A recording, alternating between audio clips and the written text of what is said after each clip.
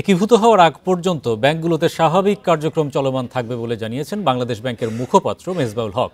দুপুরে রাজধানীর মতিঝিলে নিজ কার্যালয়ে এক সংবাদ সম্মেলনে একথা জানান তিনি। মেজবাউল হক জানান, একীভূতকরণ প্রক্রিয়ায় অডিট থেকে শুরু করে আদালতের দ্বারস্থ হতে হয়।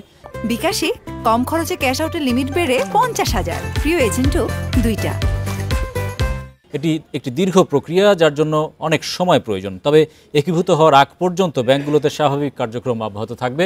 তিনি আরও বলেন, বর্তমানে বেসিক, পদ্মা, রাজশাহী কৃষি উন্নয়ন ব্যাংক, বিডিবিএল ও ন্যাশনাল ব্যাংকের একীভূতকরণ নিয়ে কাজ করবে বাংলাদেশ ব্যাংক। এদের বাইরে কোনো ব্যাংক একীভূতকরণে আবেদন করলে আপাতত তা গ্রহণ করা হবে না। পরে এ বিষয়ে বিবেচনা করা হবে বলেও জানান তিনি। বিষয় আছে, ভ্যালুয়েশনের বিষয় আছে, অডিট ফার্ম নিরীক্ষা প্রতিবেদনের বিষয় আছে। এই সব কিছু করে কিন্তু একটা দীর্ঘমেয়াদী একটা কার্যক্রম কিন্তু আমাদের হাতে থাকবে। কোনো কারণে যদি একীভূত নাও হয়, তাহলে সেই ব্যাংকগুলোর কার্যক্রম কিন্তু স্বাভাবিক ধারাই পরিচালিত হবে।